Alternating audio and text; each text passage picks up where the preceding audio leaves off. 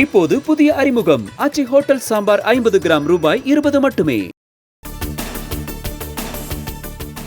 வளர்ச்சியடைந்த தேசம் என்ற நிலையை இந்தியா அடைவதை எந்த சக்தியாலும் தடுக்க முடியாது. அடுத்த 10 ஆண்டிற்குள் இந்திய பொருளாதாரம் $10 டிரில்லியன் என்ற மைல்கல்லை தாண்டும் என்றும் பிரதமர் மோடி திட்டவட்டம். எவ்வளவு தூரத்தில் இருந்தாலும் தமிழ்தான் நம்மை இணைக்கும் தொப்புள் கொடி என அயலக தமிழர் தின விழாவில் முதலமைச்சர் மு க ஸ்டாலின் பேச்சு. எந்த தொலைவும் நம்மை தமிழிலிருந்து தூரப்படுத்திவிடக் கூடாது என்றும் கருத்து. ஈரோடு கிழக்கு சட்டப்பேரவை தொகுதிக்கான இடைத்தேர்தலில் பாஜக புறக்கணிப்பதாக அண்ணாமலை அறிவிப்பு. 2026 சட்டமன்ற தேர்தலில் திமுகவை அகற்றி நல்லாட்சி வழங்குவதே தேசிய ஜனநாயக கூட்டணியின் இலக்கு என்றும் அறிக்கை. ஈரோடு கிழக்கில் 2023ஆம் ஆண்டில் நடைபெற்ற இடைத்தேர்தலின் போது மக்களை பட்டியல் அடைத்து வைத்து திமுக கொடுமைப்படுத்தியதாக அண்ணாமலை விமர்சனம். மீண்டும் மக்களை கால்நடைகளைப் போல அடைத்து வைக்க திமுகவை அனுமதிக்க விரும்பவில்லை என்றும் அறிக்கை. பாரதத்தை ஒரு தேசமாக ஏற்றுக்கொள்ள மறுக்கும் முதலமைச்சர் மு க ஸ்டாலினின் ஆணவம் நல்லதல்ல என ஆளுநர் மாளிகை கண்டனம். பாரதமே உயர்ந்த தாய் என்பதையும் அவளது குழந்தைகளுக்கு அரசியலமைப்பே உயர்ந்த நம்பிக்கை என்பதையும் மறந்துவிடாதீர்கள் என எக்ஸ் தளத்தில் பதிவு.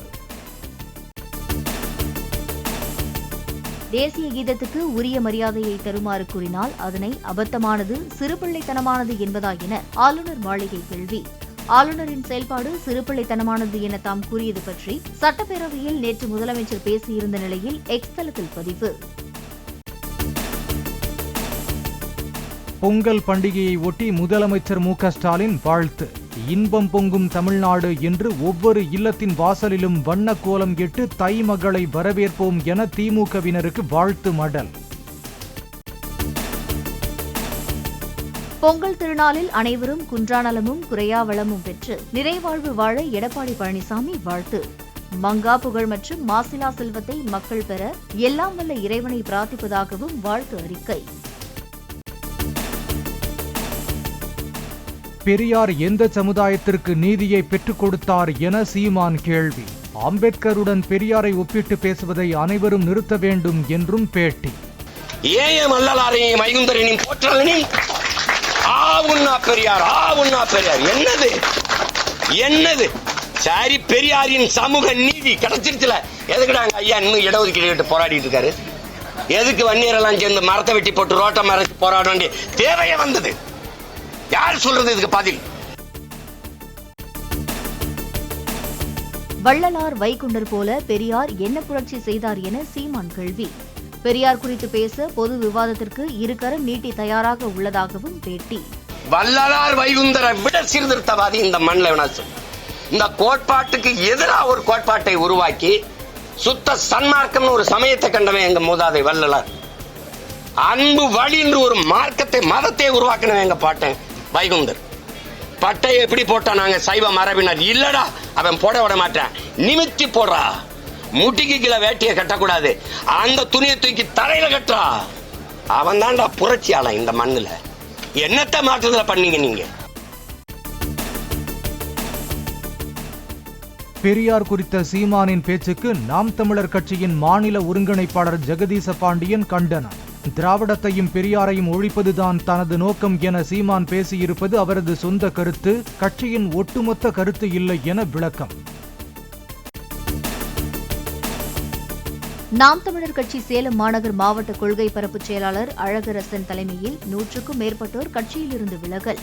சீமான் மீது புகார் கூறி அண்மையில் பல மாவட்டங்களில் நிர்வாகிகள் வெளியேறிய நிலையில் சேலம் மாவட்ட நிர்வாகியும் விலகுவதாக அறிவிப்பு. தைப்பொங்கல் பண்டிகையன்று தமிழகத்தில் ஒரு சில இடங்களில் லேசானது முதல் மிதமான மழை பெய்ய வாய்ப்பு. மாட்டுப் பொங்கல் அன்று தூத்துக்குடி, திருநெல்வேலி மற்றும் கன்னியாகுமரி மாவட்டங்களில் ஓரிரு இடங்களில் கனமழை பெய்யக்கூடும் என்றும் தகவல். நாடாளுமன்ற தேர்தலில் பிரிந்த அதிமுக, பாஜக சட்டமன்ற தேர்தலின் போது ஒன்றாக இணைய திட்டமிடுவதாக துணை முதலமைச்சர் உதயநிதி ஸ்டாலின் கருத்து.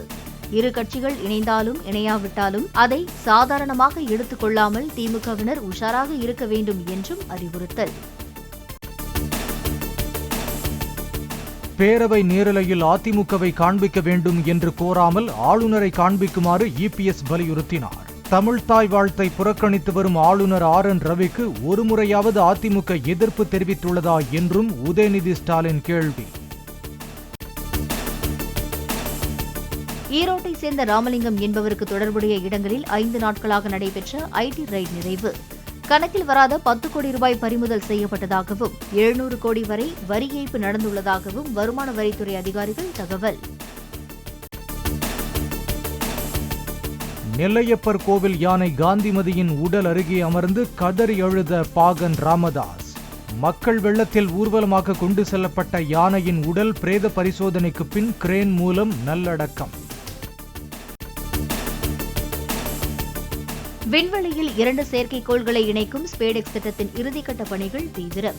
2 செயற்கைக்கோள்களுக்கு இடையிலான தூரம் 15 மீட்டரிலிருந்து 3 மீட்டராக குறைப்பு. உத்தரப்பிரதேசத்தின் பிரயாகராஜில் நாளை கோலாகலமாக தொடங்குகிறது மகா கும்பமேளா. 12 ஆண்டுகளுக்கு ஒருமுறை நடைபெறும் பிரம்மாண்ட ஆன்மீக நிகழ்வில் பங்கேற்க ஏராளமானோர் வருகை.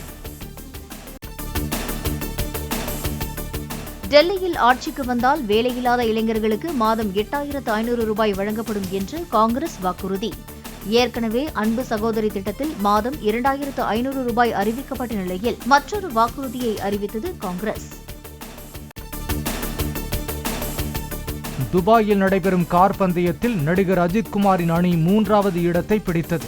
பிரேக் பழுது காரணமாக விபத்து ஏற்பட்டாலும் அஜித் அணி மீண்டெழுந்ததாக அவரது மேலாளர் தகவல். இந்த ஆண்டுக்கான IPL கிரிக்கெட் தொடர் மார்ச் 23ஆம் தேதி தொடக்கம். BCCI துணைத் தலைவர் ராஜீவ் சுக்லா அறிவிப்பு. மக்கள் அதிக நேரம் வேலை செய்யும் நாடுகளின் பட்டியலில் முதலிடத்தில் உள்ளது பூட்டான். சர்வதேச தொழிலாளர் அமைப்பு வெளியிட்ட பட்டியலில் இந்தியாவுக்கு 13வது இடம். இப்போது புதிய அறிமுகம் ஆச்சி ஹோட்டல் சாம்பார் 50 கிராம் ரூபாய் 20 மட்டுமே.